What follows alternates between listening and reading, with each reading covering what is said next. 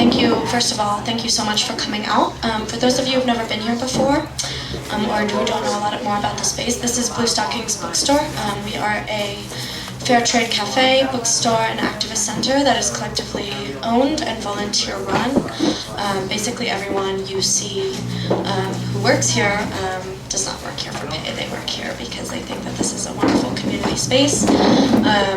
We have events like this almost every single night. My name is HIntze, and I was part of Les Walmore Street.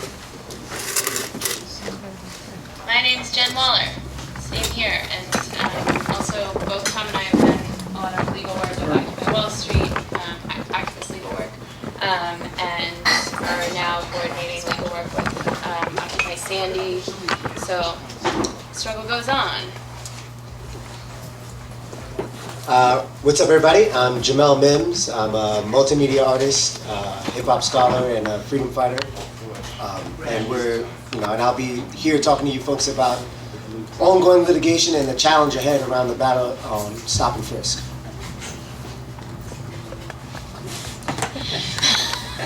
A little off my game tonight. My name is Lamis Deek. I'm an activist, primarily working with Arab and Arab Muslim communities. I'm also a criminal defense and civil rights attorney. I'll be talking a little bit about state repression in the Arab community domestically, but linking that internationally and focusing on the Ahmed Farhani case. Jen and I started doing legal activism for Occupy Wall Street, legal organizing in the spring. A lot of the protest stuff that OWS had done in the fall had died down a little bit, specifically after May Day. But there remained this enormous task of getting representation for a lot of people who still had pending legal cases. So we, along with a bunch of other people, formed a legal collective called Mutant Legal. And then we abruptly left New York and went on this crazy 2-month trip for a project we called Les Walmore Street.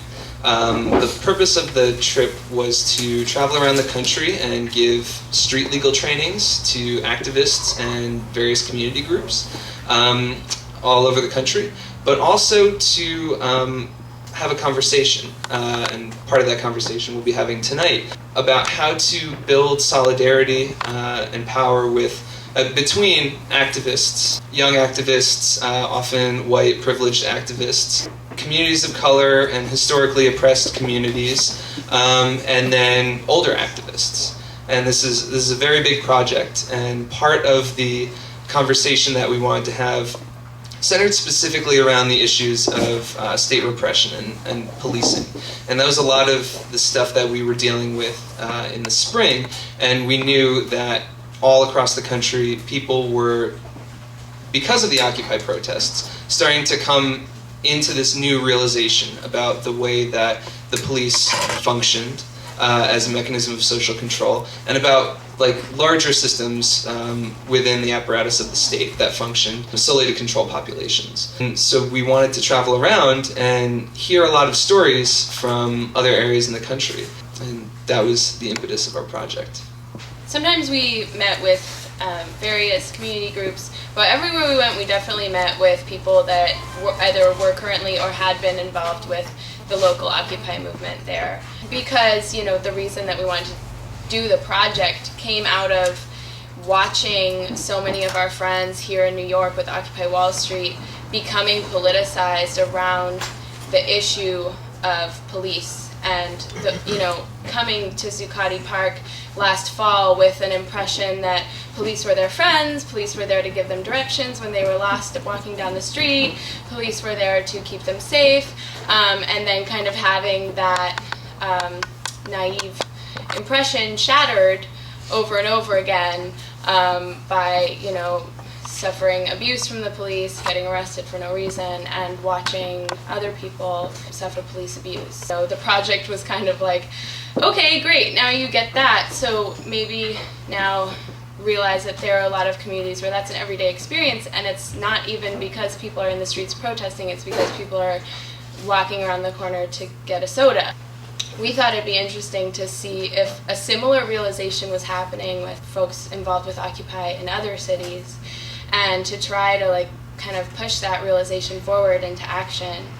What we found was that everywhere we went, when we talked to people involved with Occupy, there were stories of repression at the hands of the police and other government repression, not necessarily only the police, you know, from the police to the courts, you know, the DA going for really tough charges, tough sentencing on people, the judges, and repression from the media, you know, all sorts of different versions of political repression that people have had inflicted on them around the country. Everywhere except, with the exception of Monterey, California, which is just a random little stop that we made along the way going down the coast.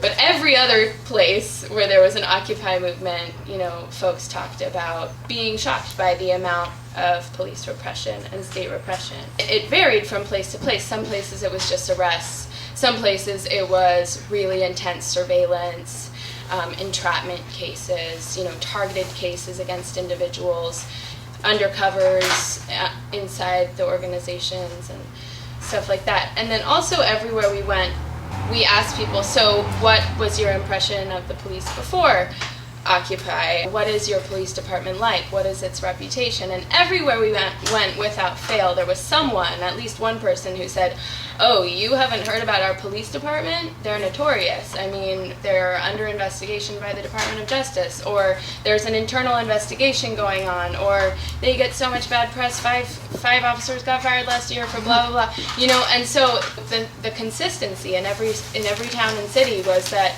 there had been major repression of Occupy, and that the police department was in some way notorious. I mean, we were mostly going to cities. It wasn't like tiny towns were saying their police departments were notorious, but, you know, from Chicago to Minneapolis to Seattle to LA, every single city reported that their police department was particularly messed up in their dealing with Black and brown youth, you know, or in their dealing with immigrant communities, or whatever the case may be.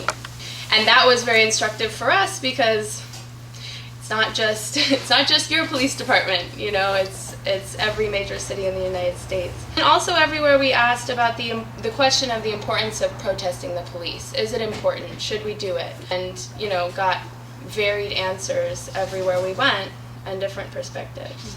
We came across a couple big political cases involving Occupy protesters, and we actually got really close to the cases. So the two were the Cleveland Five and the NATO Five, which some of you may have heard about. I'm just going to talk a little bit about what we encountered in Cleveland when we went there. We got there in early July. We were about a week into our trip, and we stayed with a woman in Cleveland who was very close to the case, who had been housing some of the occupiers who were mostly street kids in her house, and putting them up and looking after them. And the case of the Cleveland Five went like this. A number of these street kids got involved with this FBI informant whose name was Shaq.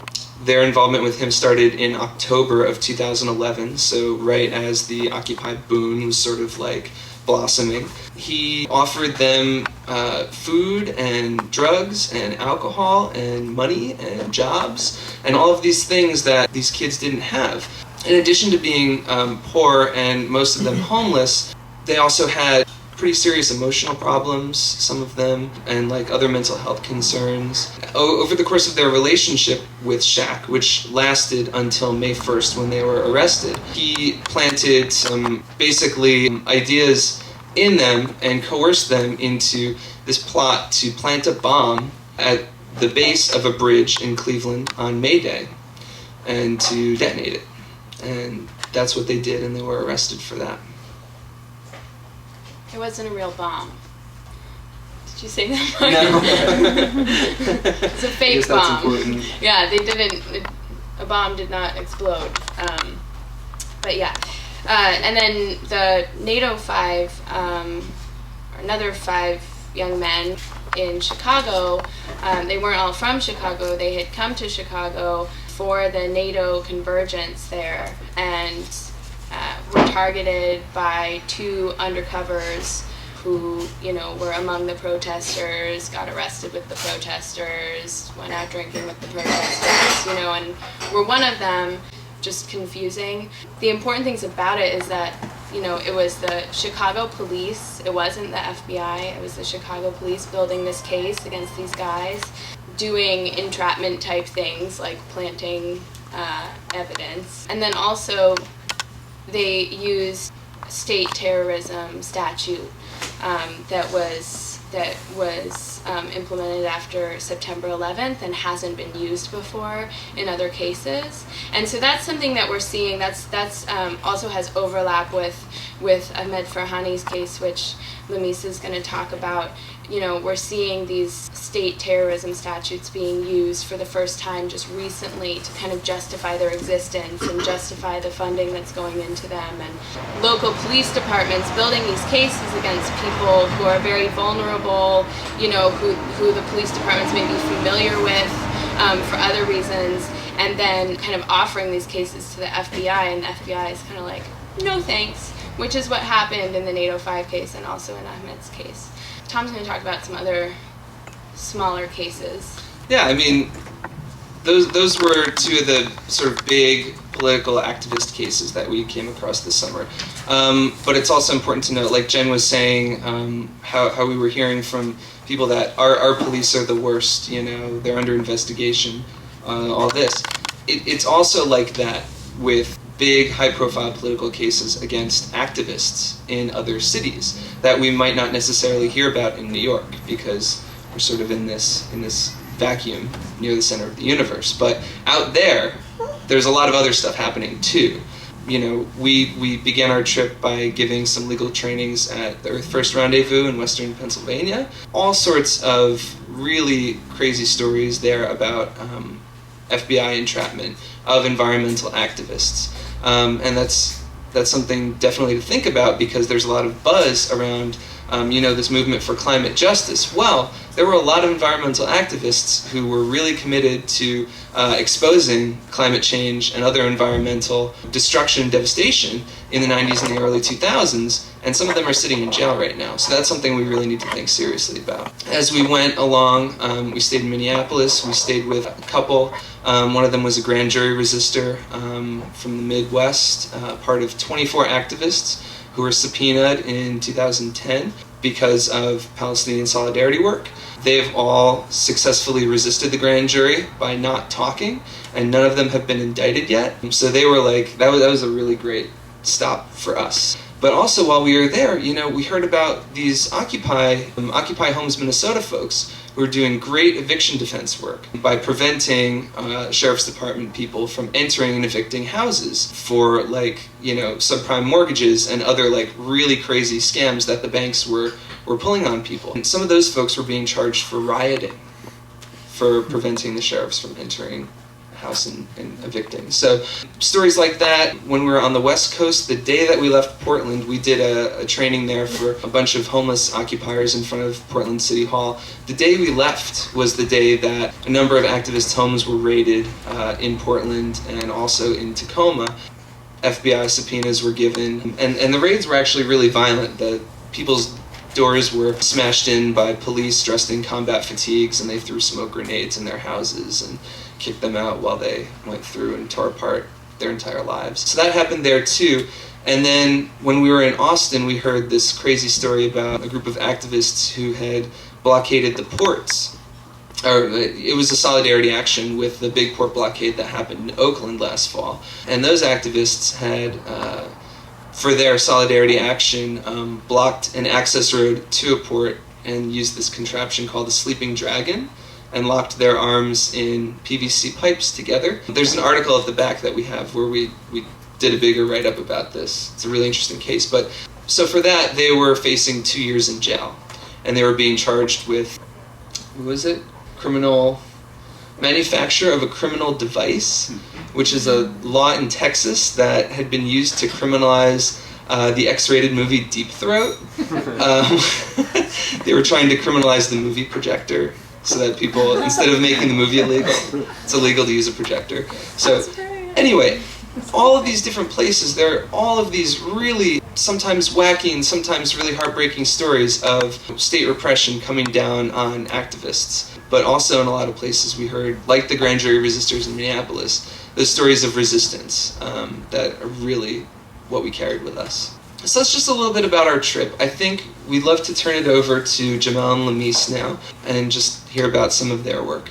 I kind of want us to take a step back, and this might be redundant for folks, and I apologize in advance if it is, but, you know, as Jen and Tom said, you know, this agenda for social control by the state, but the question always is social control for what purpose? And then we need to consider, I think, the reasons that the police came to be formed, the way and the purposes of the first and perhaps most controlling laws in the United States were to protect the landowners, to protect the wealthy, to protect the property of the wealthy from the poor and from the very people who worked that property, whether it was the slaves, the indentured servants, the peasants, or the working classes, right? This is why laws came to be and police came to be in the United States. And it's not as crystal clear a model today, perhaps, but it's certainly the same forces and the same rules and the same principles that guide this quote-unquote system that seeks to control the masses for the purpose of controlling their resources, needless to say. So now before I talk about how repression plays out in the Arab and Muslim communities, I'd ask people to consider how in that paradigm this plays out on a global scale. Right? Because this system doesn't exist just domestically, it exists internationally. Imperialism and capitalism is not just domestic, it's international. And this really should give the basic context or the framework of the way Arab and Muslim communities have been historically, not just post 9/11, treated in the United States, and should explain a lot of the terrorism laws, again, which predated 9/11 and their execution with a focus on prosecuting Arabs, Muslims, a strong focus on prosecuting Palestinians, certainly also predated 9/11. So just as Wall Street and the wealthy and the corporations and the banks and mortgage companies and the elites are protected, the resources and entities that serve those same elites and those same interests outside of the US are also protected.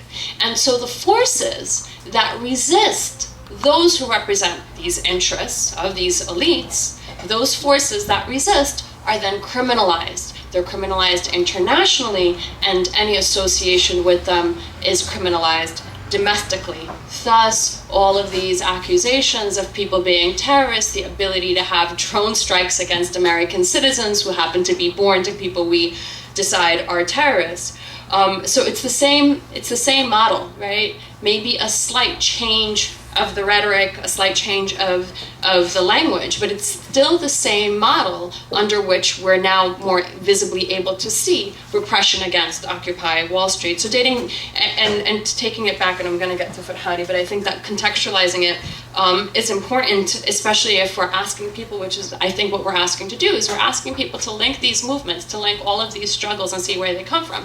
Centuries ago, Europeans traveled south and they traveled east, and they went to Africa and the Arab world and South America, and they defined the other, right? So these very same stereotypes that you saw of the Arab 300-400 years ago are still the very same stereotypes that you see operating throughout the quote-unquote system, right? The stereotype of the Arab as lazy, hedonistic, sex-crazed, violent, right?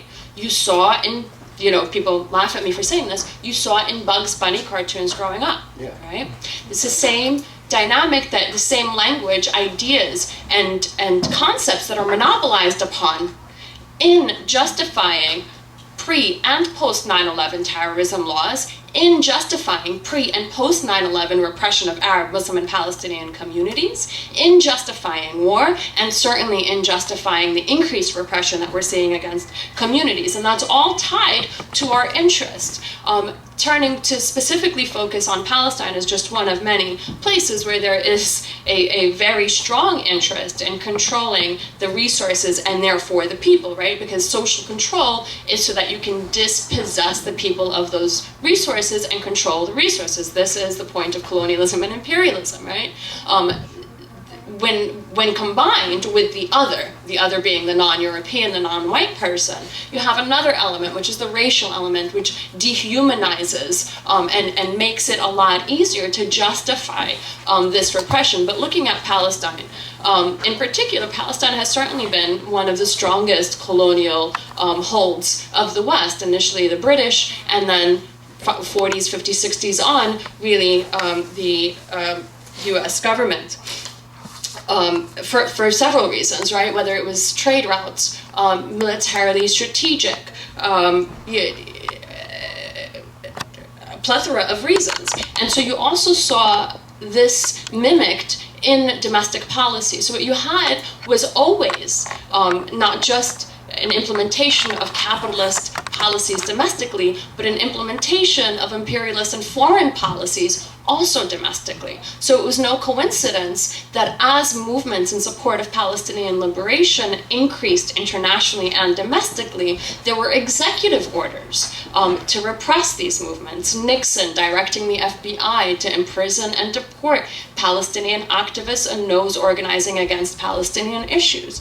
And we saw this in 1996, post-Oklahoma bombings, right? You had expanded terrorism laws and secret evidence laws. The only people that it was implemented against were Arabs. The longest held prisoner under secret evidence was a Palestinian, HIntze the second longest held prisoner under secret evidence without charge, another Palestinian, right?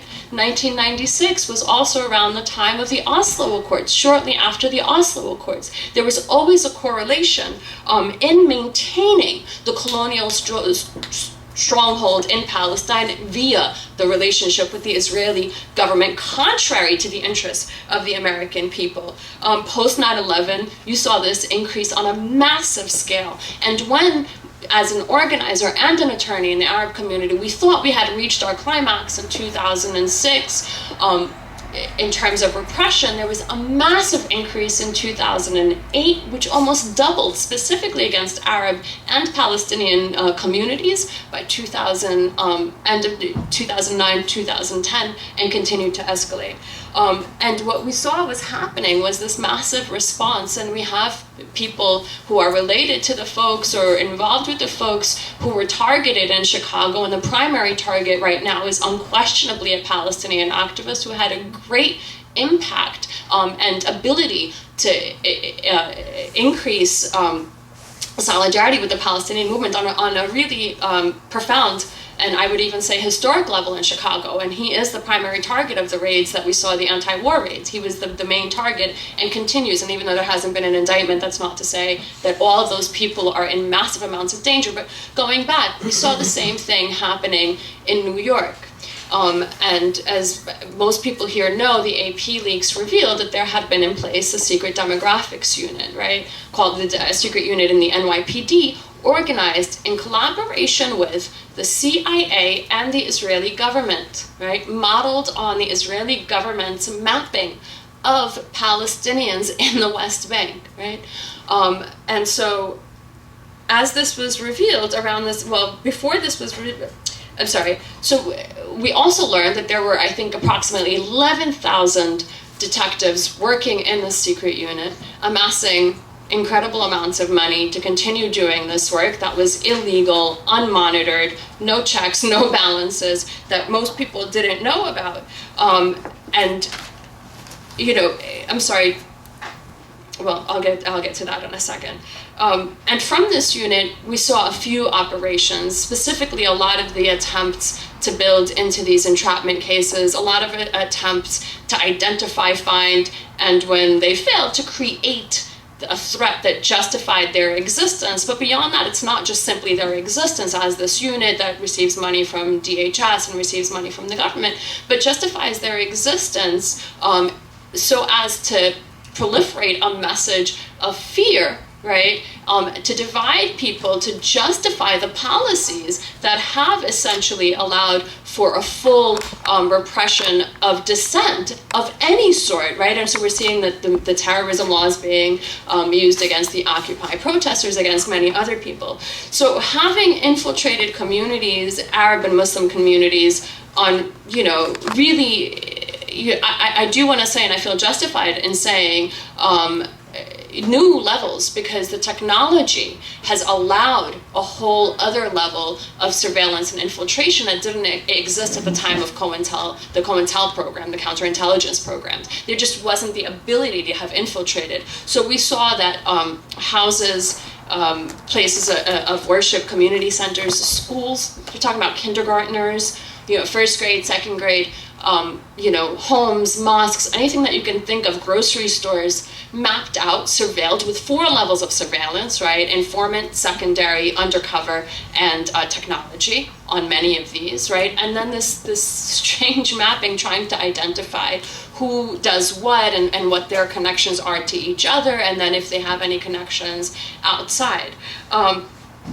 One of those detectives, we believe, was a man named UC 242, known to Ahmed Farhani and many others as Ilter Ayturk.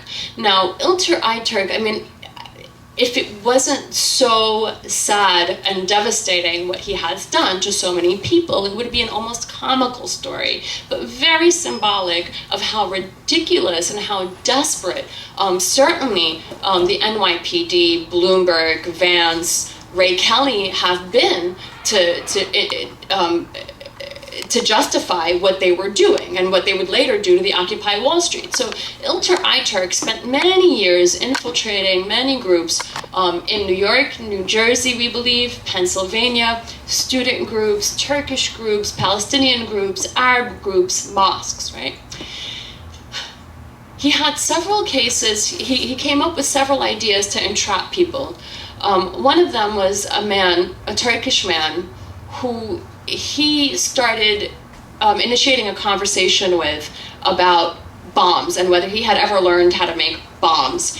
And apparently what the man said was, no, but you can put things together if you took a chemistry class. And at which point Ilter said, well, how about we put one in Times Square, right? So he was initiating the conversation. Another case was when he tried to convince a group of Turkish Muslim men to get together and collect some money for Hamas to send to Gaza. Also fizzled, because he was the one constantly initiating the conversation. These people had no interest in doing so, and they actually stole the money and ran away with it, right? But Ilter's focus, meaning NYPD's focus, meaning New York's focus, on Palestinian communities came in direct response to the exponentially increased movement in solidarity with Palestinians in New York. December 27th, 2008 began the bombing, the Israeli bombing of Gaza, Operation Cast Lead. It was the first time since 9/11. Now, before 9/11, at the beginning of the 2000 Intifada, we used to take to the streets with no less than 100,000 people in rallies in support of Palestine. So many people you could actually feel Times Square shake underneath your feet. Okay, 9/11, that was all dead. Most of the people, the organizers, were either deported, imprisoned, disappeared. Okay, so since that time, between that time and December 2008, there was no activity, and that was the largest. We were turning out 40, 50,000 people on 24 hours notice, primarily Arab, Palestinian organizers.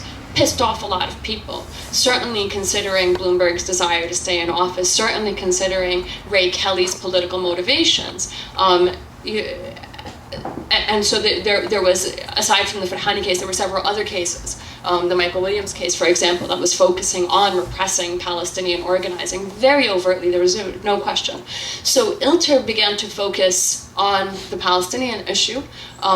we believe in large part to continue repression of Palestinian organizing, and also because it's known to be an important issue to Arabs and Muslims in New York, and therefore a very easily exploited issue by which you can raise people's emotions and get them to say the right things, which can then be manipulated and very easily set up an entrapment case. ILTR goes around one failure after another. The FBI is refusing to adopt any of these cases, telling the NYPD, telling the district attorney's office, we don't like what you're doing. And I want to make clear, by the way, that just because it's a state case does not mean it's any more invalid than it would be if it were a federal case. There are plenty of federally initiated entrapment cases that are just as absurd and ridiculous. It just so happened that the FBI didn't take this case, maybe because it was too overtly ridiculous. So ILTR UC 242 failed 2 times that we know of. And none of them told to us by the government, really.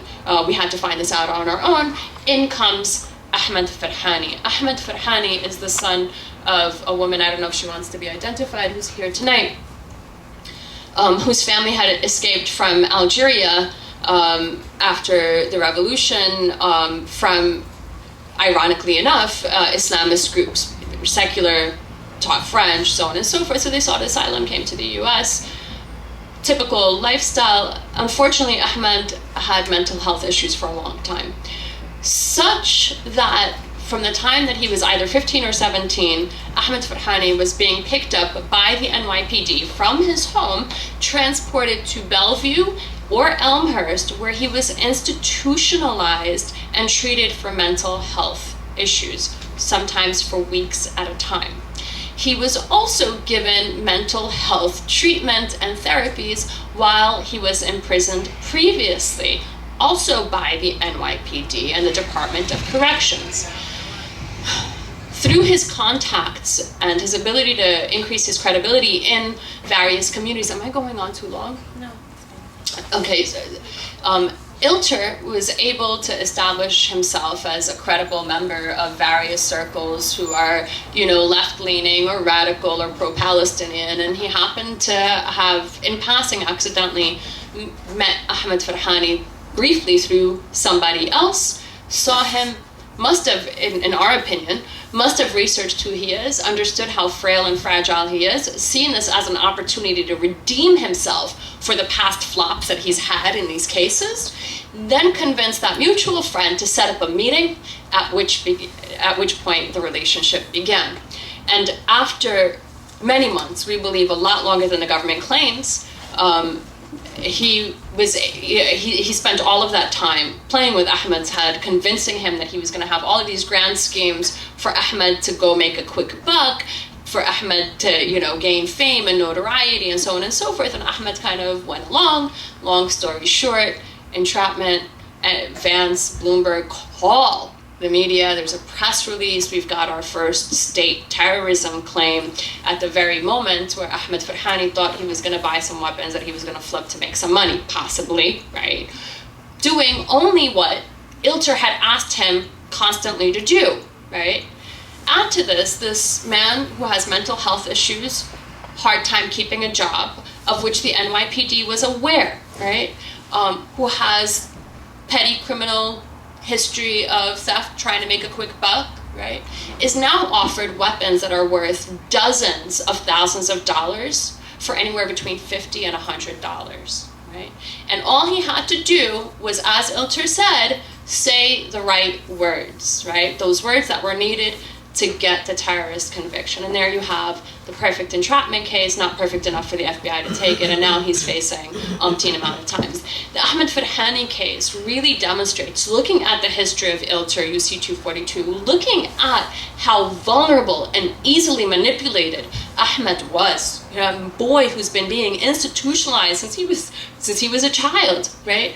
He told ILTR these issues. The NYPD knew about these issues, right? DOC knew about these issues. Everybody knew about these issues. But they needed, and why, and I would like us to consider, why did they so desperately need to get this arrest? Excuse my language, I'm sorry, it pisses me off.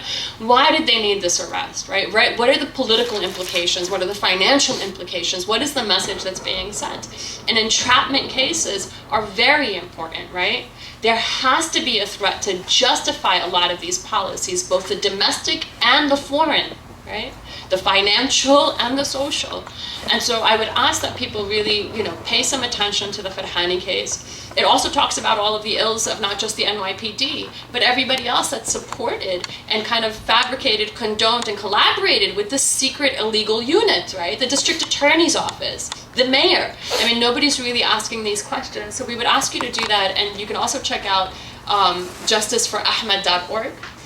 His website to know more about Ahmed. There are flyers on that table with the article, and there's an interview, and there are also flyers that Jamel brought. I'll talk about that in a second. But yeah, please pick those up and do go to the website, help spread the word about Ahmed's case. My name is Jamel Mims, and I'm here to speak to you guys, I guess, mainly on the trials around those people who have stood up against Stop and Frisk, and put their bodies on the line to actually drag this policy into the spotlight, and the trial that we're facing right now.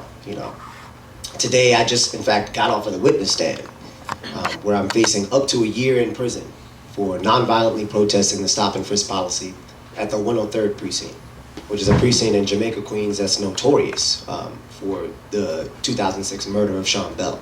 So just to kind of orient just what I'd like to lay out a couple things. I just want to read from you, read a piece that I was working on, and that's going to be published in the next edition of Revolution newspaper. But I want to read from you a couple excerpts from that just to kind of give us some grounding. And pardon me if I start to ramble on in a delirious fashion. I've been at court all day and kind of sleep deprived, so just bear with me. So this is a piece that was written,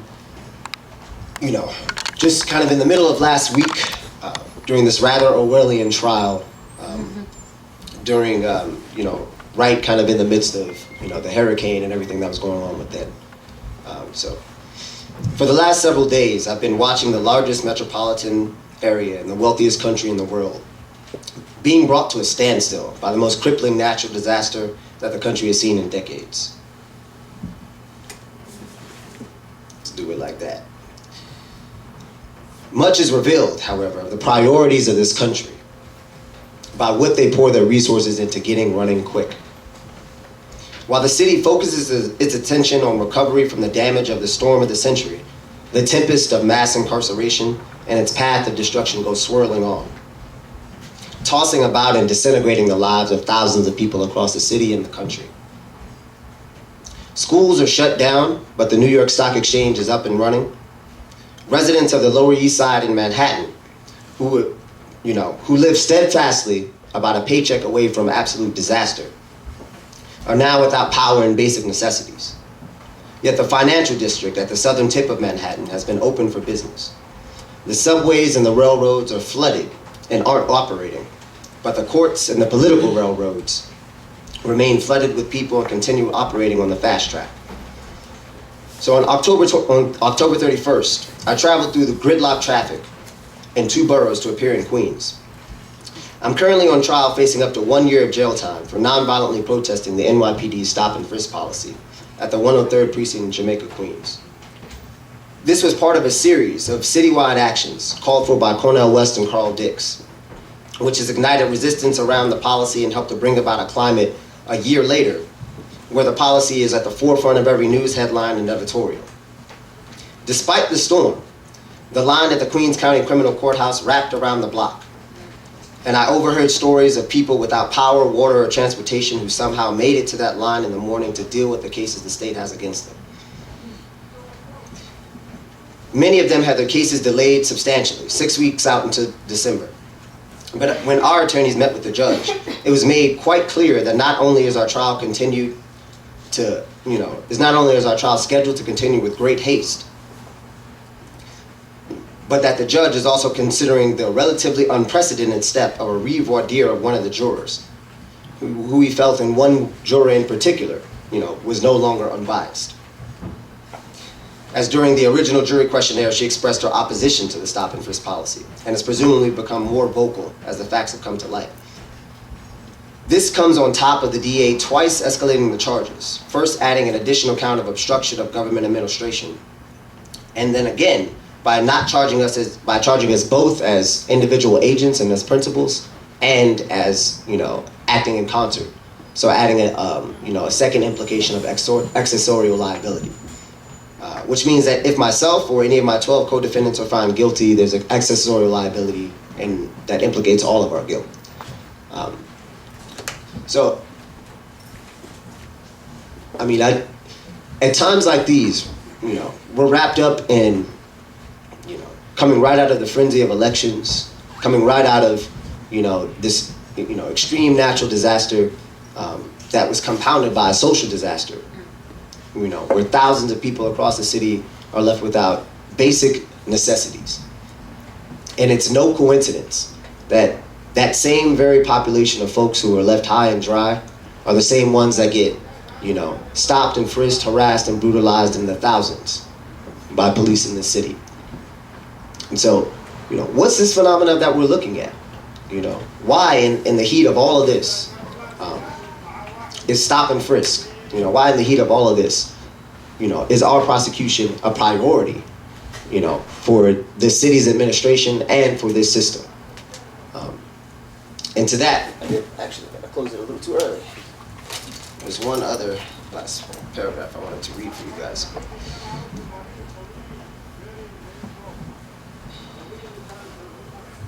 Okay. Now confronted even more sharply with how seriously the gears of the injustice system are grinding forward in this case, and because I know that many who already lived one paycheck away from disaster, the bulk of those who are the targets of the very policy I'm facing jail time for protesting, are legitimately distracted and profoundly overwhelmed by the urgent need to get food, dry clothes, and clean drinking water, I want to go farther than my last piece in explaining why this case matters to more than those who just know about me personally.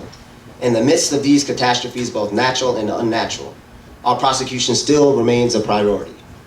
But why? So to this, I really wanted to speak. The powers that be really have a dilemma on their hands. In the face of, all this upheaval around the social fissure of mass incarceration, they can choose to back off of these repressive policies like stop and frisk, like releasing a steam valve in order to release the pressure, or to dig their heels in and to enforce it even more brutally, and work to isolate and crush any potential movement that is rising up against it, which could eventually risk unleashing an even more severe and thoroughgoing wave of resistance.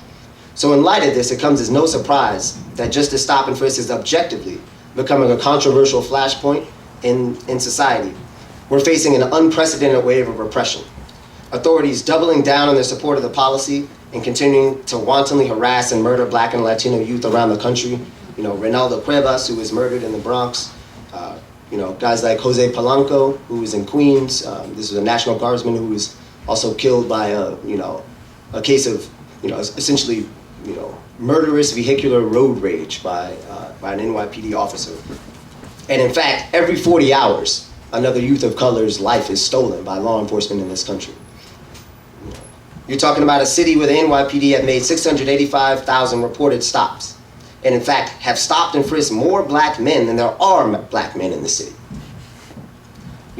At the same time, you have Michael Bloomberg and Ray Kelly going on a tour of justifying this brutality to the masses they inflicted upon, speaking truth to all Black congregations to remind them that Black and Latino youth are dangerous, that these measures are taken to protect the citizenry from these criminals. The case against us is a particular expression of this dilemma. As stop and frisk is objectively on trial in society, we stand facing up to a year in prison for protesting the policy at the 103rd Precinct, which set off a wave of citywide resistance against the policy and mass incarceration.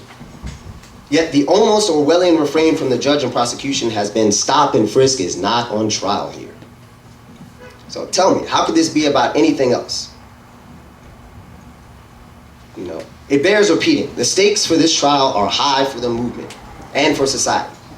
Stop and frisk and the scourge of mass incarceration are not just a pet project. It's not just something I'm passionate about. It's not a cause du jour. Right? In essence, this trial isn't about, defending the First Amendment rights of people to protect their own passions or to exercise that, or to kind of exercise those in a vacuum. You know, one wouldn't sum up, the Black liberation movement of the 60s or the abolitionist movement of the 1850s by saying, well, there were some people who were just really passionate about their ideas, and they really had the gall to just stand up against it. That was really a First Amendment argument. No, at its basis, the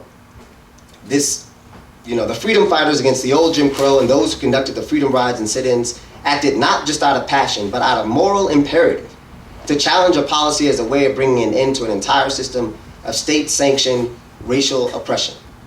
It isn't about defending one's right to protest, but acting with urgency to stop the continuous assault on another's right to live.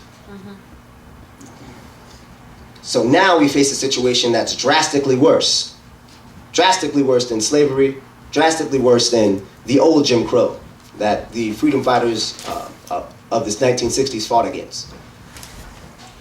We're faced with a challenge where millions upon millions of youth have stories of living up and growing up under the new Jim Crow, where millions of youth have faced this and thought that there's absolutely nothing you can do to stand against it or to speak out against it, where entire communities across the country bear the scars of the system of mass incarceration,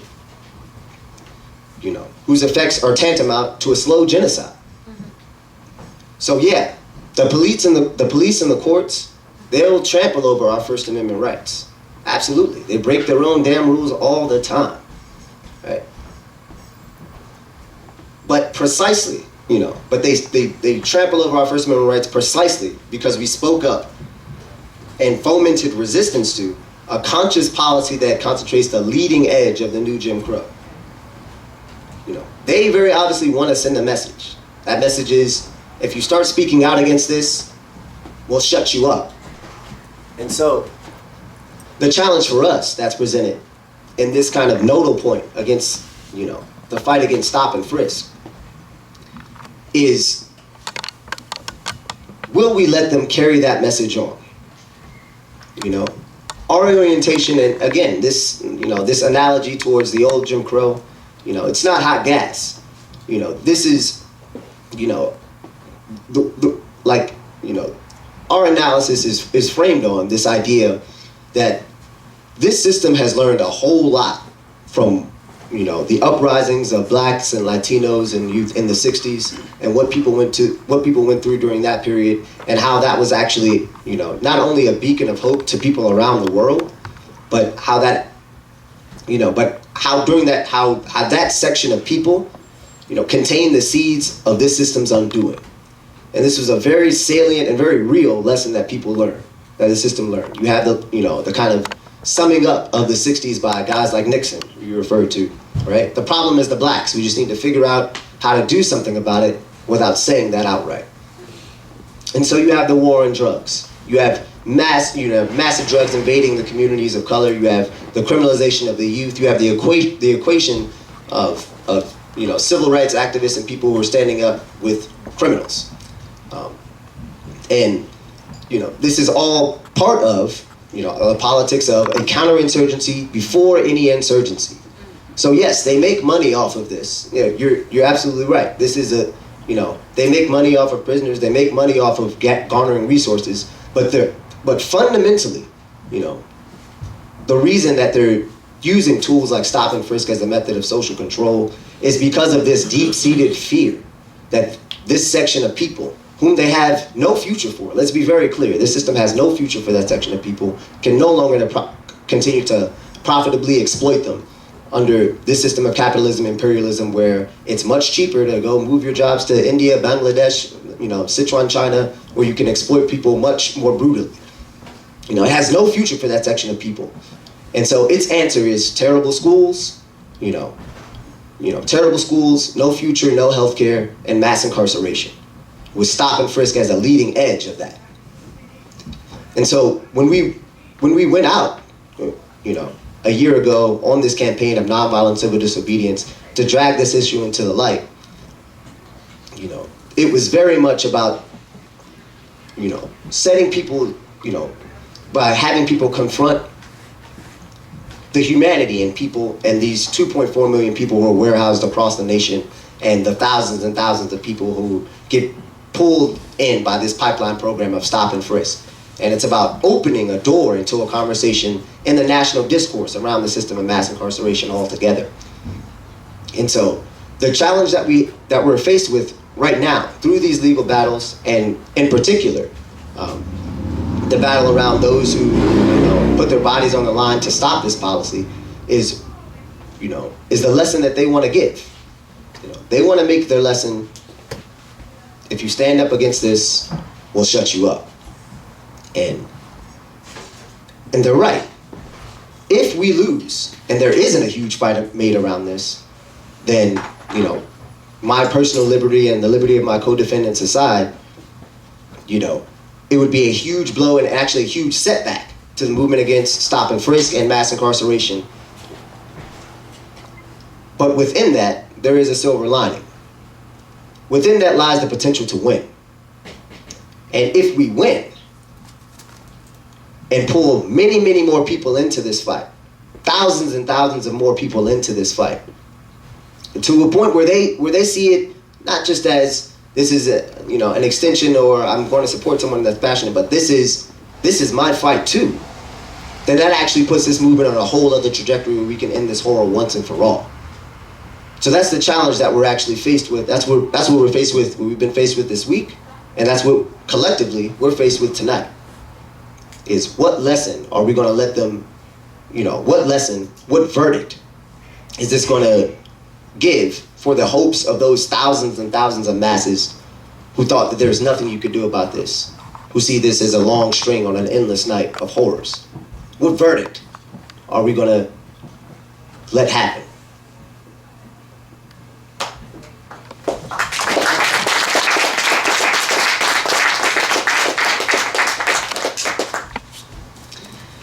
Wow, cool. So, covered a lot of bases here.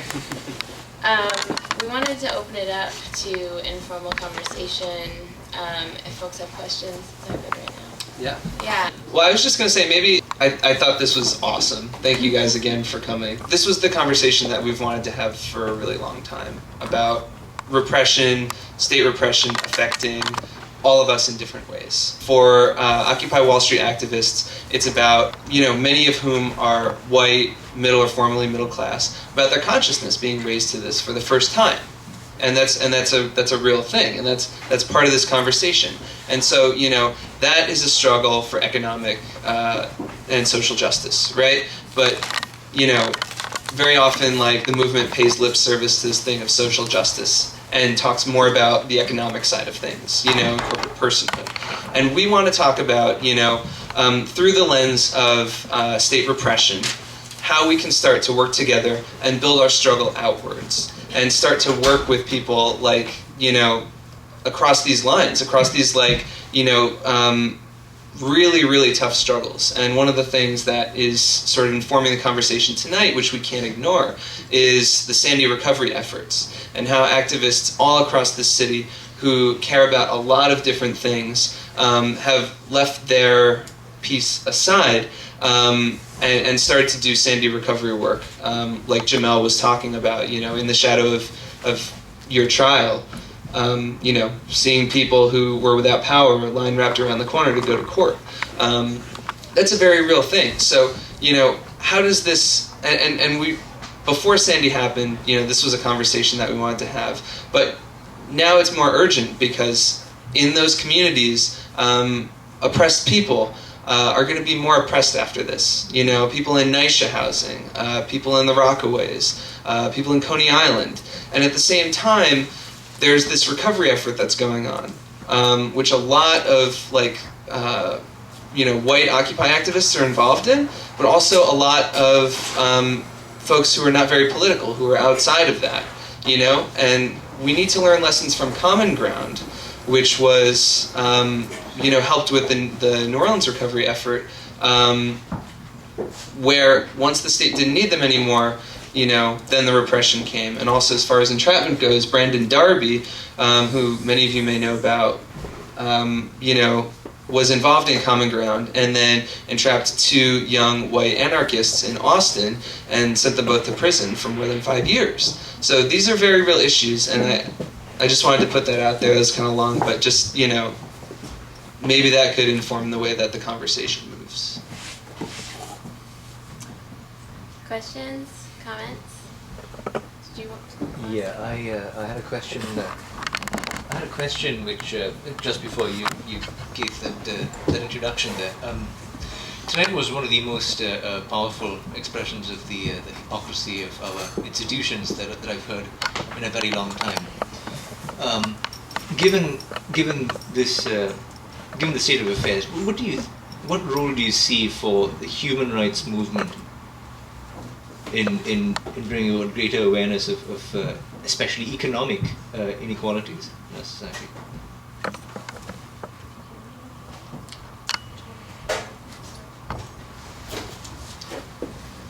Sure, I can start with some of that. Kind of a bit of an answer to that. Just to kind of recap to make sure everybody heard it. The brother wanted to know about what's the role of the human rights movement in connecting and bringing all this together. Is that an accurate kind of paraphrasing of?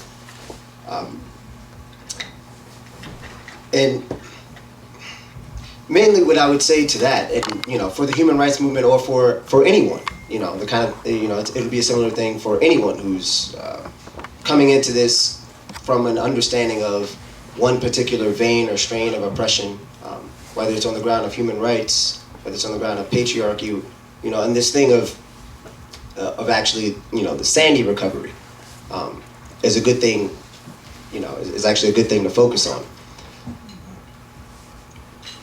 Now, some of us who are in the movement against mass incarceration are also part of, the revolution, and part of the revolution clubs. These organizations that are going out in New York City, and across the country that are beginning to spread, essentially what's needed to address these issues fundamentally once and for all, which is nothing less than getting rid of the system and actually through revolution.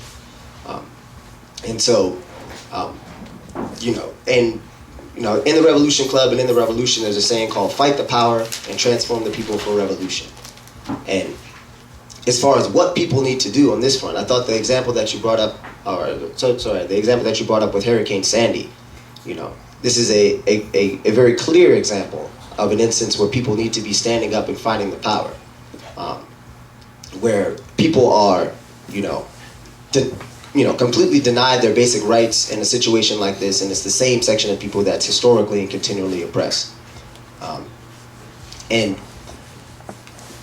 So what people need to do in this situation, when people who are part of the human rights movement, people who are pulled by this, who are pulled by the morality of standing up for other human beings and for human rights, what people need to do in that instance is to actually, fight the power. Which means, stepping out into the streets, finding ways where people can actually resist, these, modes of oppression. In the instance of Sandy, it's things like helping people to provide for their basic needs and to actually, like in the Revolution Club, we went around down on the Lower East Side, passing around a list of demands that was demanding on people and having this point of people to rally around, their basic rights and actually, get out into the street and demand them. But you need to actually fight the power, and people, while they're fighting the power, and while people are understanding this through their particular vein of, oppression, they actually need to transform themselves in the process and learn about, this is kind of getting to the bigger root of this, right? Learning about the connections between them and actually where all of this stems from. What is the problem? What is the solution? As you come to understand more and more, getting more fundamentally to the root, more radical. What is the problem? What is the solution? And then, the third kind of part of that is for what? For revolution. And whereas people can continuously fight the power, and people will resist. And these are things that we've seen people on human rights campaigns resisting for years, right?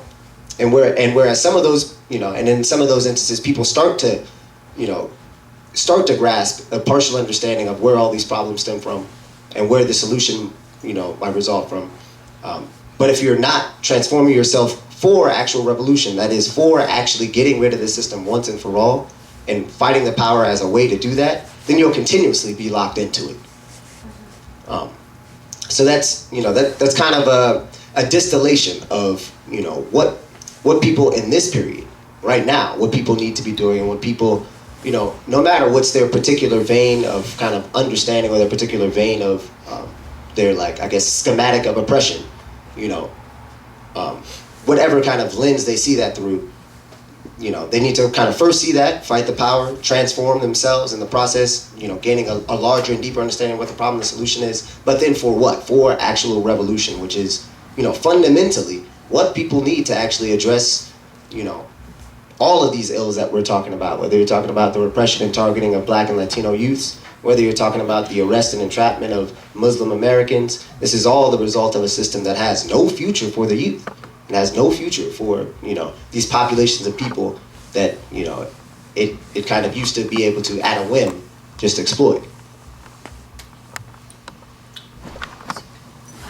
I think I'm loud enough without the mic, right? Sorry that you have to bear the brunt of it in the front row. I think that I'm basically going to restate just a little bit differently what Jamel was saying, and I think that I would answer your question in the same way that I would answer the question to a group of attorneys, and I'm an attorney myself, and assuming that this is operating within the human rights laws framework or the established kind of human rights mechanisms, and I'm very well known to be critical, so I'm going to be critical again. The first thing that I would say is that what needs to happen in the human rights community is exactly what needs to happen in the legal community, which is those communities, organizations, organizers need to act as an extension of affected people's movements and not as leaders of any movement. That would be the first thing that I would say.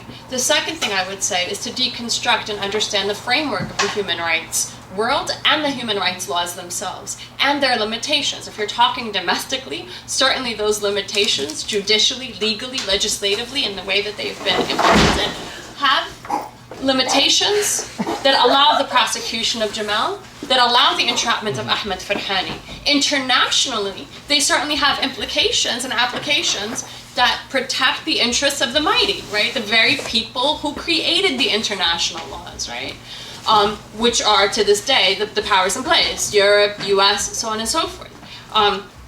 So maybe deconstructing and understanding the limitations of that and how to not have those limitations affect what that movement, the human rights world, the human rights lawyering world, offers as options for affected communities. It's one thing to use it as a framework to advocate for whatever it is that the affected people are requesting or in need of, in terms of in need of to not be oppressed, repressed, targeted, so on and so forth, but without making them limitations or completely controlling the rhetoric or offering it to affected communities as the rhetoric to be used. It's one thing for that community to say, oh, this is our language, this is what we're going to do as a tool, as an extended voice of affected communities, but it's another, which I've seen happen often, to say, go into affected communities and say, this is the language that you need to use in order to be effective.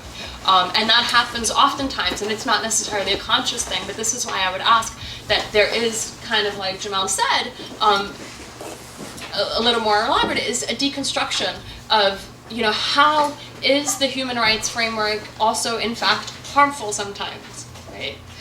What assumptions does it make? What assumptions does it force on affected communities? So I think that I hope that was clear enough. And this is this is something that we do in the legal organizing community as well, is kind of try to absorb that and be critical of it, in assuming that, oh, okay, well, so this is the law, and this is something that you do also in a trial setting, and I'm sure that you're seeing, right? Okay, the law is the law, and these are your limitations in a courtroom, but push them as far as you can to effect, because the government has all of this power, right? And so you're still bound to push them, really cut those, and you have to be willing to do that. Certainly, if you're going to say I am, an extension of the people's movement, you have to be willing to take those risks. So I'll stop. That was a great question, by the way. Thank you. Yes, question. Can people hear me? I think. Yeah. Okay. I'm Noche Diaz. I'm actually one of the freedom fighters facing, actually a number of years in prison for standing up to Stop and Frisk and other ways that the police have come down, especially targeting youth and people of color. But I did want to pick up on the connections between what a lot of people were saying and also what was pointed to in Jamel's article about this dilemma facing the powers that be, and the relationship between that and what some people were pointing to, and even in your question of the international, dimension. And this empire runs roughshod around the world, talking about being the leader of the free world and the model of human rights and rule of law. Meanwhile, for whole sections of people, for generations, their basic rights that they're supposed to be allowed are denied. And they go around the world to places like Palestine and talk about how we need to people need to make peace and and Egypt, oh yeah, he was a horrible. Meanwhile, he put him in power, Mubarak, and again, right here in its own country, it has a whole generations of people where they've locked away or let die in the streets, through this slow grinding genocide, which could become a fast genocide. They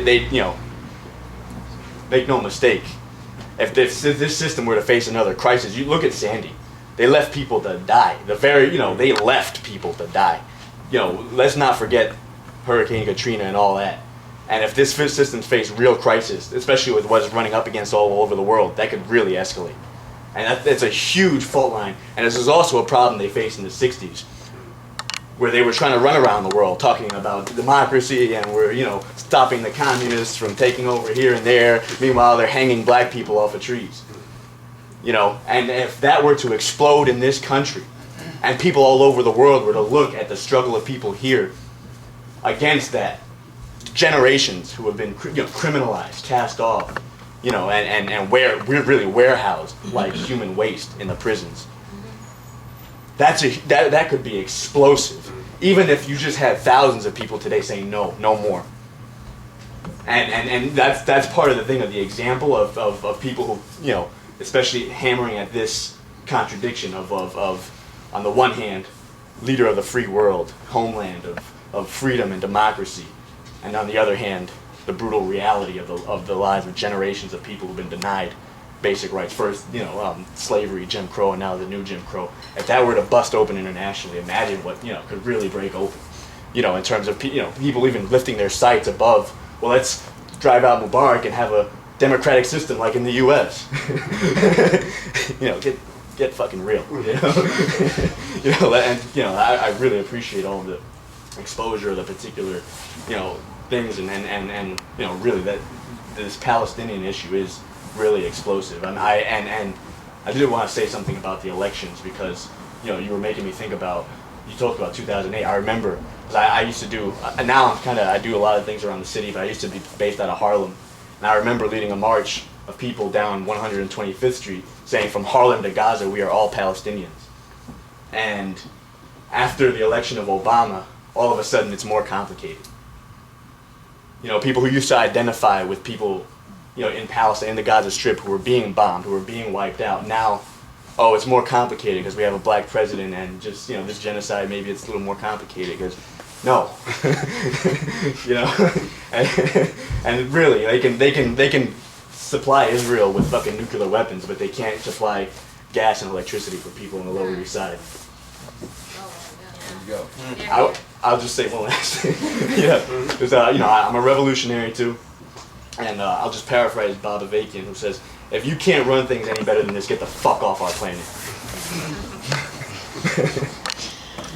Cool. I just wanted to add in a couple thoughts that I've been thinking about. So, with mine and Tom's trip, we kind of set out with this plan that was imperfect. Very imperfect. This plan that, hey, all these white kids are spending a night in jail. That's a good thing, right? They're seeing what it's like in there, and then they get to come out, unlike a lot of people, and spread the word about what it's like in there, And if only that were how it consistently turned out. unfortunately, it's not. You know, people come out and they maybe do an interview with a reporter about how awful it was, or they tell their friends. They're shocked that they were the only white person in their cell of 20 people. They're shocked at the names that the guards called them. They're shocked at how they couldn't get any toilet paper. But, you know, a few weeks later that wears off, and it's very easy to go back to kind of a cushier existence as a middle-class white person.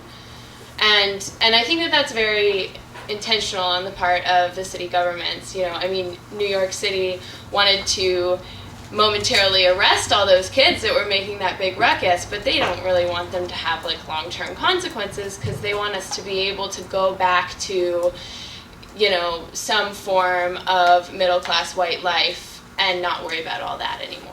You know, and so the plan of our trip was to go around and be like, hey, let's not do that. Let's take these lessons that we learned with our night in jail and try to work in solidarity with communities that don't have the luxury of just going back to forgetting that, you know, what the cops did to you, and going back to just asking them for directions when you're lost.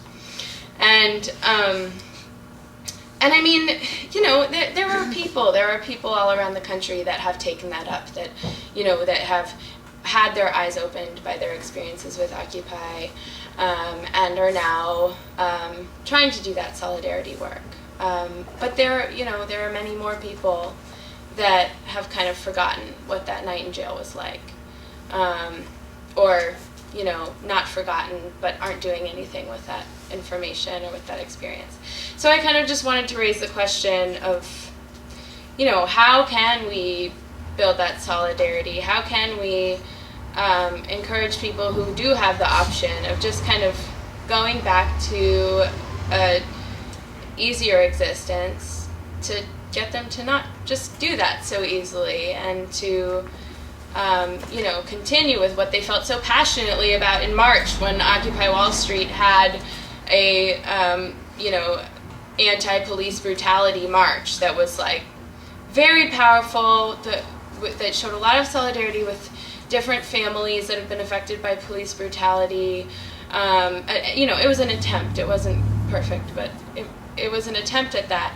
And people were very passionate about it. And that was the thing, you know, that month was like police brutality. And then the next month it was a different thing. And people kind of stopped talking about it. So how do we keep that in the consciousness, and what can, you know, young white privileged activists do to show solidarity with these other struggles? Can I just a couple of things. I just want to one thing before I forget. Is Sky still here, first of all? I think it would be great to hear from Sky about this. I was having this really fantastic, and I probably shouldn't have been shocked, but almost shocking and a little bit, you know, worrisome conversation with him. So it would be great to hear maybe what we were saying earlier. For anybody who's doing post-Sandy work or involved in any of the post-Sandy work, I just want something to be very clear. So in the Arab and Muslim communities, there's, you know, people have these community formations which then work with the community affairs officers in the NYPD, right? So if there's like a domestic incident and they don't want it to be prosecuted, or there's an event and they want some type of, you know, every community has this, right? Turns out that those personal relationships being built between the community affairs departments, I mean really personal, intimate relationships, and community members, people in the neighborhood, were being used as opportunities of surveillance and access points for surveillance. So if anybody here thinks that the same thing is not happening post-Sandy with all of the relief work that's being also used by NYPD, I'm sorry, you're dead wrong. It will be used as an opportunity on some level, if not like on a more overt level, to infiltrate those communities, certainly to infiltrate any organizers on those. You know, a lot of these conspiracy laws, a lot of stuff, it's all about people coming together and thinking, right? I mean, that's the problem, is thought. You can't win an entrapment case because the minute the government says predisposition, meaning you thought something at some point, then you're guilty, you would have done it anyway, right? Even if you were entrapped, right? Predisposition, because you thought it.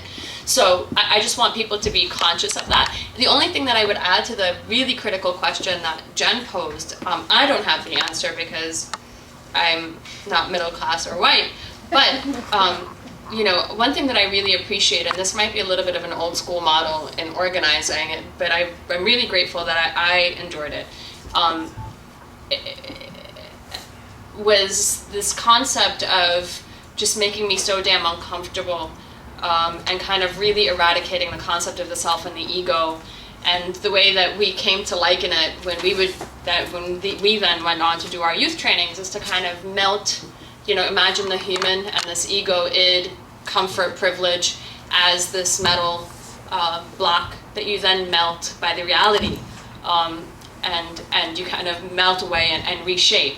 And I think that making comfortable, I'm sorry, and I don't mean to sound occidentalist on any level, but to make comfortable white kids as uncomfortable as possible and aware of how their comfort came at the expense of at the current, not just historic, at the current suffering a lot of people domestically and internationally, and finding a way, I think, to make that connection, right? That connection of your comfort comes from this person's suffering on a really intimate level, I think might be the trick.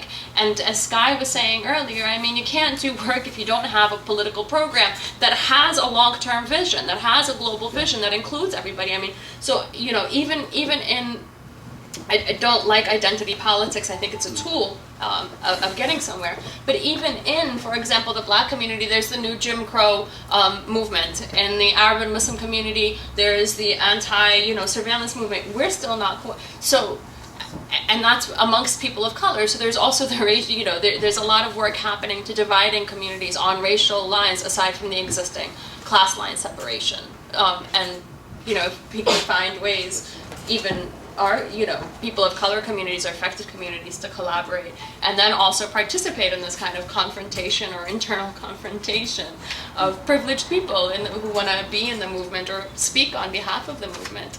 And teaching people that it's okay to be challenged and not just by your own self, but by other people, you know, who might find some things that you do offensive. So, you know, not you, but I'm just saying, it happens. Yeah. Well, I mean, first off, I did want to kind of bounce off, or I guess dovetail more appropriately off of, this point that Noche Diaz brought up about, just thinking about the impact that it would have globally and domestically if here in the belly of the beast there was a movement that stood against and was actually a pole of attraction for people when they were looking for something that's standing against all these ways and all these forms of repression that the state comes down and hands down upon people, and in particular people of color. I did want to, for folks who aren't familiar with Noche and his work with the Harlem Neighborhood People's Patrols, and who aren't familiar with his work as a young revolutionary who's being vigorously targeted and prosecuted by the state. Right now, this brother is facing up to 4 years for a combination of actions that the NYPD have taken from different boroughs and different actions. Some of them, the same civil disobedience actions that we spent some time together. One kind of anecdote is during the first demonstration in Harlem at the 28th precinct. He and I had been doing a lot of work around Zuccotti and around the universities and taking the campaign of nonviolent civil disobedience out, and everyone else was released within about 6 or 8 hours. Then they bring me back around to the front, and as they bring me out, I just see some basically some like Puerto Rican dude giving the ice grill to like this to a sergeant sitting behind a desk, and the sergeant just going, what why are you looking at me, and it's just it's Noche, but this is a dude who's been out there and who the state now is, like I said before, taking instances like that, coupling them with instances where he's been, where he's observed the police. For instance, one other occasion in the Bronx, this dude Jeffrey James, who was beaten half near to death right in the street, had dreadlocks ripped out of his hair by the NYPD. He says, I would have died that day if no one spoke up. And Noche Diaz was one of the people who spoke up, and people, a number of people were arrested at the scene. But they've taken a number of instances like that around 4 boroughs and tried to paint a picture of Noche as, a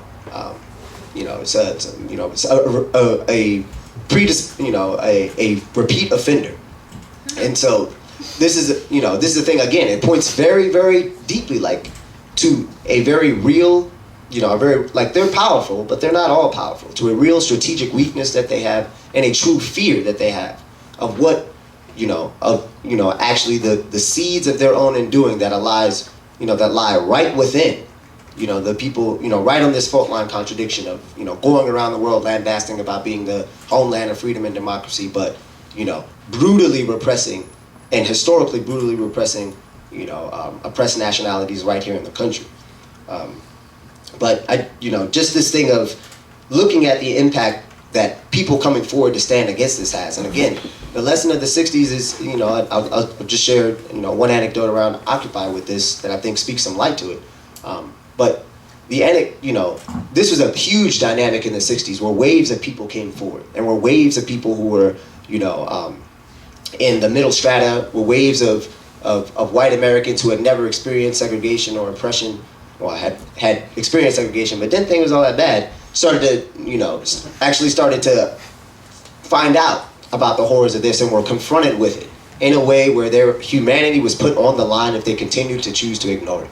It was put in a position where it was in their face where they could no longer continue to ignore it. I hear this thing about literally making people uncomfortable, because it is a moral challenge. But there was this dynamic going on where you'd have folks like the Panthers, hitting the scene and, and being having a really polarizing effect, and thinking about the effect that these organizations had internationally and, nationally on folks of different strata is something that we can look and actually can learn quite a great deal from. There's a formulation called the two maximizings. You're looking at those who are the most, who are right up under the heel, have their nose to the grindstone of all this oppression, and then those who, more or less are make up the middle strata or more or less the beneficiaries of that system. And, some examples of kind of off the riff things people can do to actually link up these two edges, these two maximizings. Things like bringing, people who face repression and, into your law classes, into the campuses, and, having them speak firsthand from it. This is something, that again, around Occupy, Stop and Frisk did not spontaneously pop up at Occupy. This was, and nor was it initially even accepted. This was a thing about making people uncomfortable, and not kind of at its basis, but people were made uncomfortable by hearing these stories. You had folks like you had folks like Jordan, another brother who's in the Revolution Club who would speak to, there at Occupy about how, people may have heard this story, it's kind of gotten around about how officers made him do the chicken noodle soup dance, outside of a squad car. And where, they handcuffed him and then said, all right, we'll take off the handcuffs, just do the chicken noodle soup for us. Just hearkening back to this age of overt minstrelsy. And, this was a thing where the first times that we, No Chick could attest to this, first times we went down to Occupy with Stop and Frisk and saying that this is an issue, you can't stand for the 99% if you don't, stand up around this issue of Stop and Frisk. The initial reaction that people felt were, well, that's not our issue. The police, actually, they're kind of our friends. It's, this isn't, we don't want to be antagonistic towards the police, they're our friends, they give us directions when we're lost, and, it was only after, going there a number of times, going there and bringing people who were the kind of direct repositories of that experience, of that lived proof, and actually have them speak truth to power, that put people in, that put Occupy into a position where it actually had to confront. Are we going to stand with this against Stop and Frisk, or are we going to, turn our backs? Are we going to be another knife in the back to the masses? And, after that, they, unanimously endorsed, this campaign of nonviolent civil disobedience against Stop and Frisk. But it is, I do think that there's a lot to it, to us, really wrapping around and really trying to engage, what are some of the ways and frameworks in which we can link up these two maximizings, because it can have, a tremendous and profound effect. Think of all the people who, because of what they learned about Vietnam, right? Because of what they learned about the oppression of folks here in this country, then refused to go in Vietnam. imagine that effect and how that affected people who were just being reared and coming to understand, what was going on in this country. But it's not, it isn't just a good idea. It's actually the way that, this type of social transformation happens. Sky, do you want to jump in? You don't have to, but I just wanted to give you the opportunity. Sure. I guess I had a general question back to the collective about steps forward, especially hearing from your travels abroad. Capital has a monolithic program for displacement and development, and we understand this looking at places in Chicago, on the West Coast, in New Orleans, in the United States as well. And as per the conversation that Lamis and I were having, we're talking about the importance of having a political program ourselves, something that I've noticed that has been unilaterally lacking in the left, at least in the United States. We have or on the East Coast more specifically, we have a very clear economic critique, but not necessarily a wholesale political critique, which I think is incredibly problematic and was one of the pitfalls of OWS.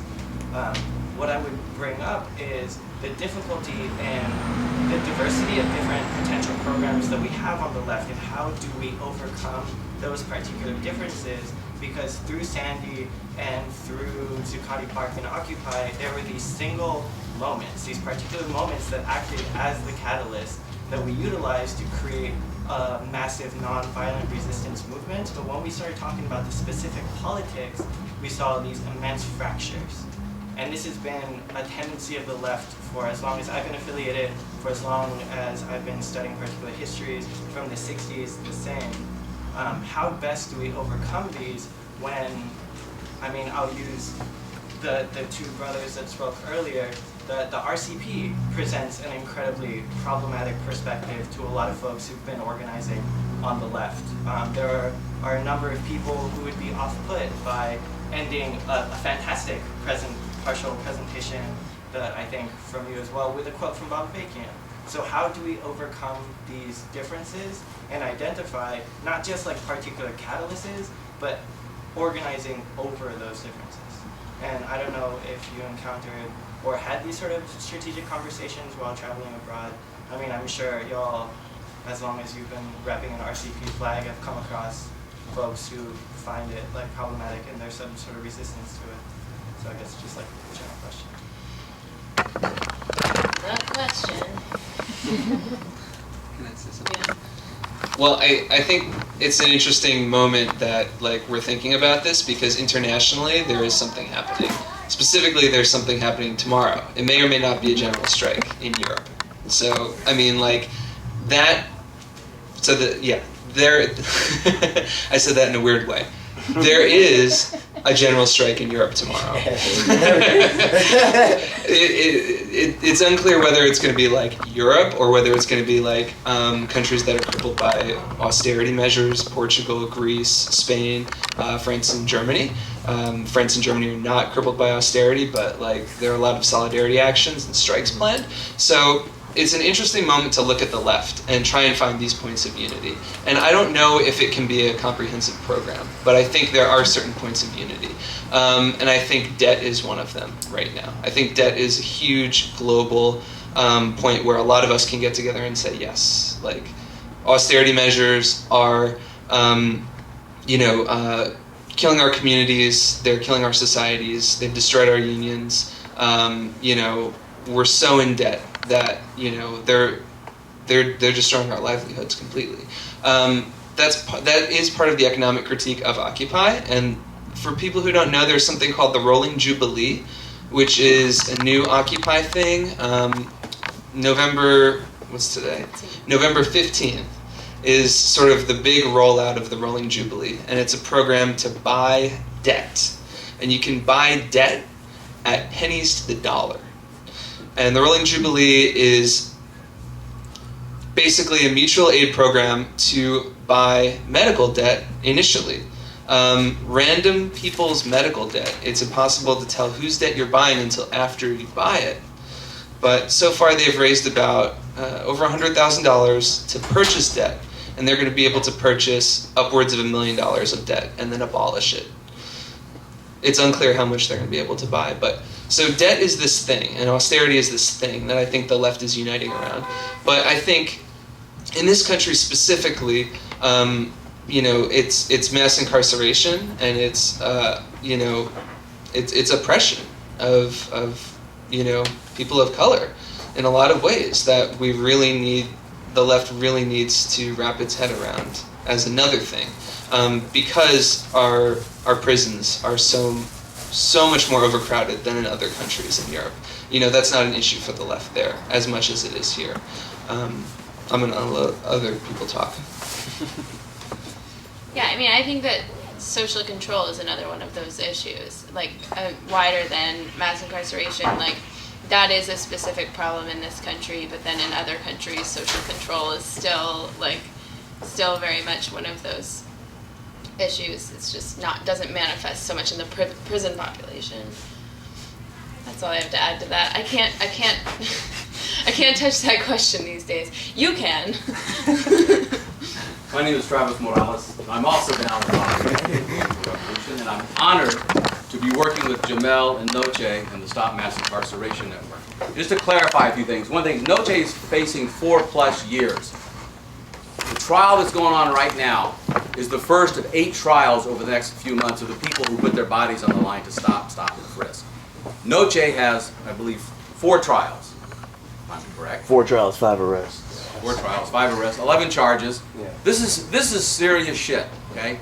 And Jen posed a question earlier, if I'm understanding it correctly, what people can do, okay? One thing very important right now is, 1, people come to court tomorrow, and I've got flyers over here with the address and specifics on the cases. 2, there's a resolution calling on people to sign demanding the charges be dropped and the prejudicial prosecution of Noche Diaz be stopped. We delivered 1,400 copies of the resolution to the DA in Queens, Richard Brown, last Wednesday. But many more people need to sign this thing. So, 1, if you can come to court, sign this resolution, go to stopmassincarceration.org, sign it there, and send that link to everyone that you know. I mean, these are some of the things. And very importantly, donate money, because it's costing about $10,000 to do these, which is fairly cheap, quite frankly, to do 7 trials or 8 trials. But money is needed for these cases. So those are very important things that people can be doing.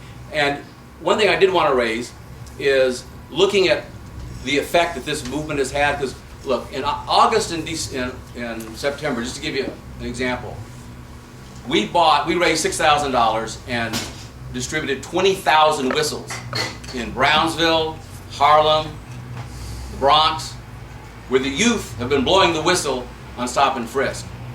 And people beginning to raise their heads and straighten their backs. And the joy of the youth when they're out there blowing the whistle and telling us the stories of blowing the whistle on the police. Now, this is the thing, that spreading this movement, that when you see the police messing with people, you blow that whistle. And this is also part of what they don't like. I mean, they were talking about some of the, what's at stake, both for us, if they're jailed, but also in pushing this movement forward. And the people who run this country are, they've had a strategy of, as Jamel mentioned, of insurgency before the counterinsurgency before the insurgency. This is how they're dealing with this section of people. They remember the 60s, 100 cities in flames in 68 when MLK was assassinated. They had machine gun nests on top of the White House to protect it. They don't ever want to face that again. And this is their strategy of what they're doing to a whole section of people. And these brothers and others have been messing with that strategy big time, okay? And going up against how they've seen doing this. So I think people coming to their defense is very, very important. And the last point I want to make is I got to respond to the brother over here. I got to respond, okay? Because this is the thing. Bob Avakian is loved by a lot of people, and he's hated by a lot of people, okay? And he's loved and he's hated for the same thing. The fact that he represents a radical rupture with the whole setup of the horrors of this world. And he's done 2 things that no one else has ever done. 1, if you actually looked at what he's written and what he's been saying for 30-some odd years, he's actually developed a strategy for how you could make revolution in this country. A viable strategy. And 2, He's done the hard work that really no one else has done in the world at this point of critically analyzing the first wave of socialist revolution in China and the Soviet Union, looking at the tremendous advances, but also what were mistakes, in some cases egregious mistakes, and how we could do much better. Okay? And yes, there are people who really, really hate that. Then there's a lot of people who, look, let's be real. Since Mao died in '76, and there was a counter-revolution in China, the people who run this system and the imperialists around the world have been on a juggernaut of denouncing revolution. It's impossible. Communism is a nightmare. This is the best of all possible worlds. It did all these terrible things. And that's the tenor of the times in which we live. Communism and revolution have been written off the agenda. And a lot of people just don't know what he's about. All they've heard is the rumor mongering, it's a cult and all this kind of stuff. You know, and there's a basic point I want to end with quoting Mao Zedong. No investigation, no right to speak. In other words, there's an epistemological point here. If you haven't really engaged what he has to say, you're really in no position to say whether he's right or wrong. Okay? Yeah, Then I would love that's to. good. That's good. Thank you. I mean, I did actually want to speak to this question. Just like the whole, I kind of like don't want to be this or that. Yeah. RCP versus. I don't want it to spiral off onto that because we are talking about It it. should not be about boundaries. Yeah, I mean, It's about what we're Yeah. doing. Jamel, if you You could kind of made it bring about that, back man. to- But I mean, I did want to respond to the question. If that's fair. About a big, yeah. I just kind of Can we don't not want to talk be about involved that? in Can you bring it back to conversation. like the subject of? Well, I mean, look, we can answer the question, or I can not answer the question. But this is just the. No, go ahead. We have to wrap up soon. Yeah, I mean, you know, what I was really just going to bring to bear was this thing of like, look, you know, because I hear what you're saying. Around the left, there are these kind of, you know, these walls of like party lines and people's particular political ideology. Now, like, look, you know, I definitely have to. Like shout out Travis on this tip of like, you know, look, if you were compelled, if you're one of those people who are compelled and it keeps you up at night about the horrors in this world and you want to seek to try to end those, you know, then if there's somebody who say, it's like, look, if you're trying to cure cancer and you're, you know, researching heavily, how do we find the cure to this cancer? And there's somebody who says, look, I've been studying this cancer for 30 years and I have a way that I have a breakthrough on it. You know, what would it mean, you know, to kind of, you know, dismiss that without looking? You know, what would it actually mean?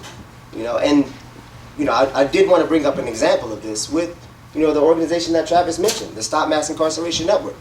You know, the Stop Mass Incarceration Network was, you know, it was begun by, you know, Cornel West, you know, revolutionary Christian, right, self-proclaimed revolutionary Christian, and Carl Dix, who's the spokesperson of the Revolutionary Communist Party.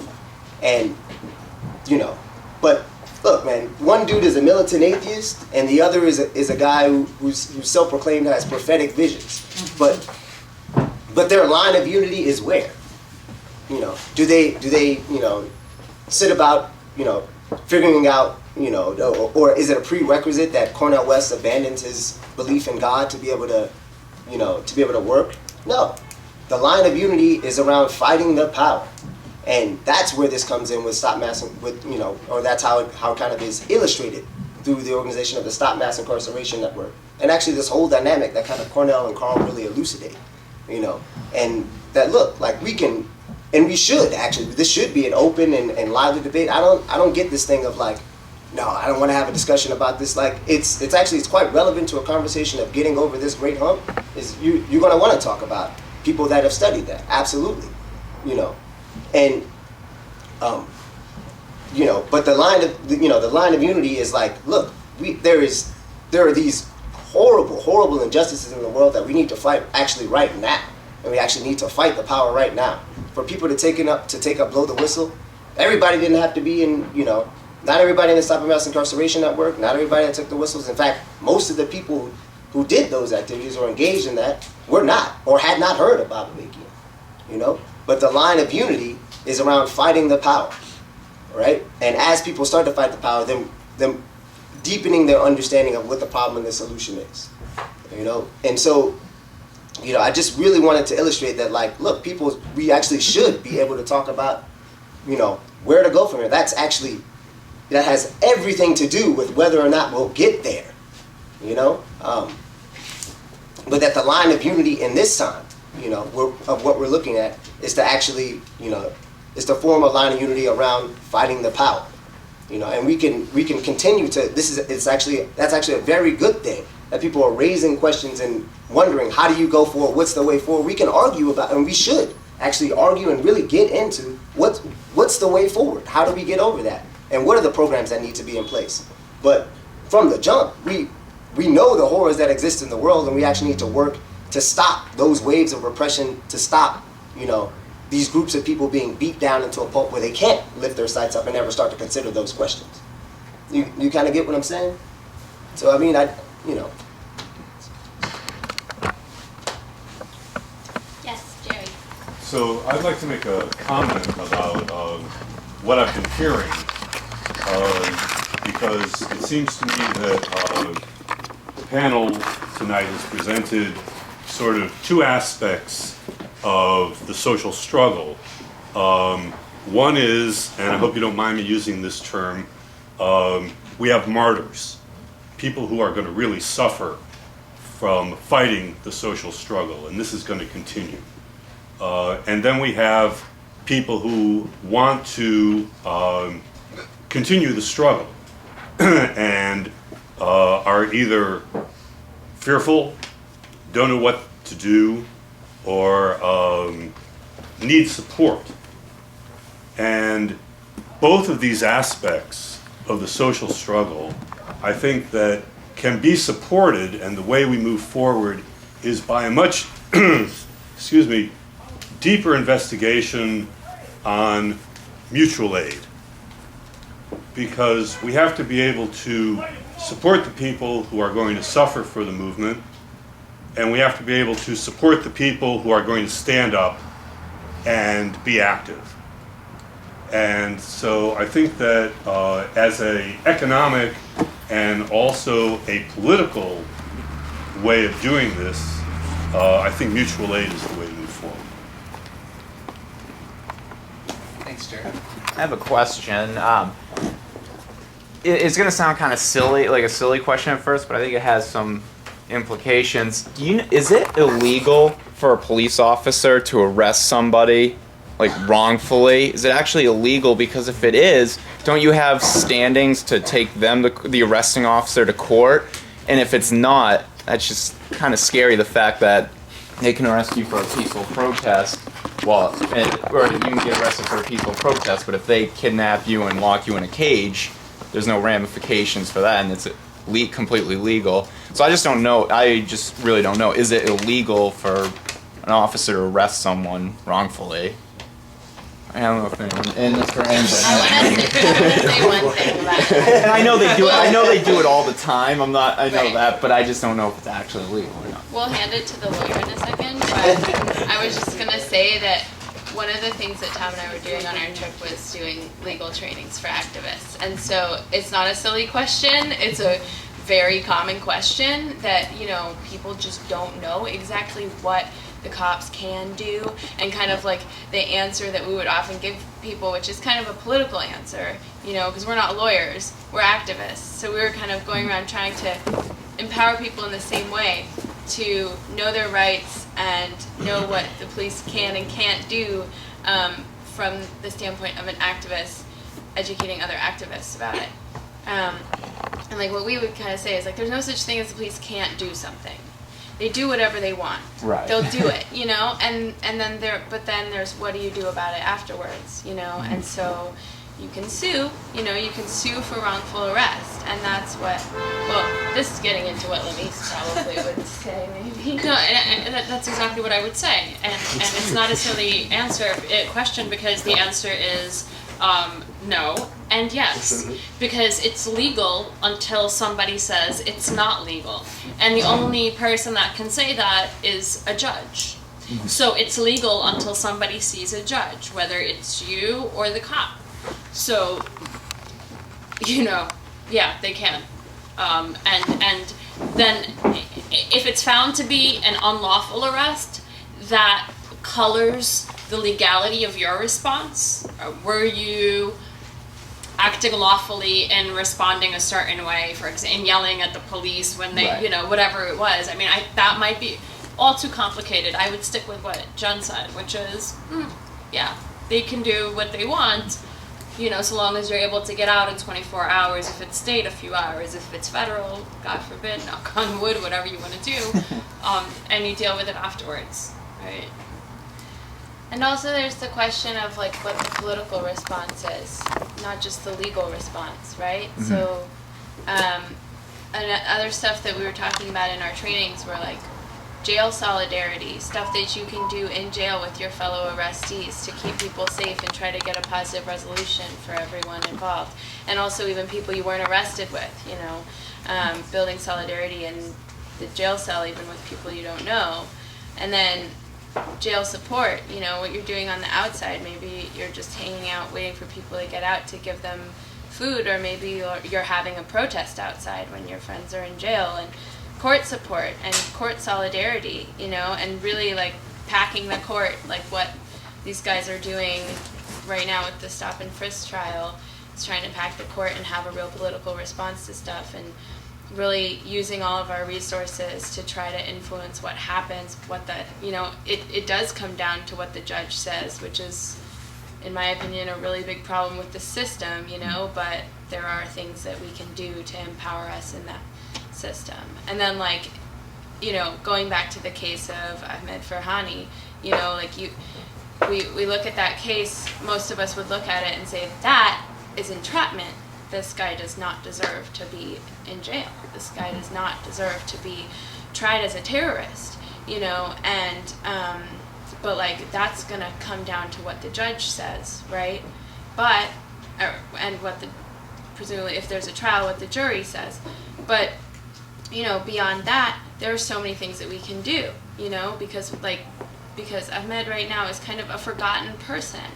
There aren't people protesting outside the jail for him when there aren't people protesting outside the court when he has his court dates. There are a few people that come that have been following his case that care, but like that case is such a perfect example of the overlap between the targeting of Muslim and Arab people and the targeting of political activists, because they infiltrated a political organization, an Arab, Muslim, a Palestinian political organization, you know, and so, like, we should all care about this case, you know, because it has great implications for every single one of us.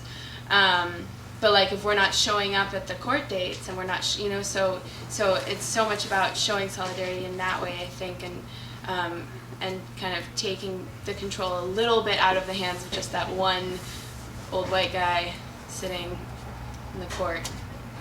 I would just add to that, that even the judges are people. I mean, when we say system, I think that gives it this kind of omnipresent, untouchable, you know, but the system is made up of individuals, and individuals are responsive to their environments. And so the environment that you create in a courtroom will certainly impact the judge. There's no denying that. The environment that you create inside and outside of a courtroom is going to impact those people who will come to form the jury pool and then later the jury. That's a direct link. You know, I can tell you I've been in cases where, but for the presence of people in a room for an extended period of time, but for their political activity, the sentence would have been drastically different. The offer provided by the district attorney's office would have been drastically different. The response from the jury would have been drastically different. And we're talking about people's lives. So it's not this vague kind of, you know, just old white human beings who have created this thing, and how do we, you know, I can't as a lawyer advocate for jury nullification, it's illegal, but, you know, if people were to question, you know, the laws, you know, I mean, really, are these laws that are being executed valid? I mean, you know, and having these conversations amongst people, not that I'm saying that, you know, whatever, but, you know, just these conversations happening in a way that is itself systemic, is as much a system as anything else can be, and it really does have an impact. And humanizing systems is important.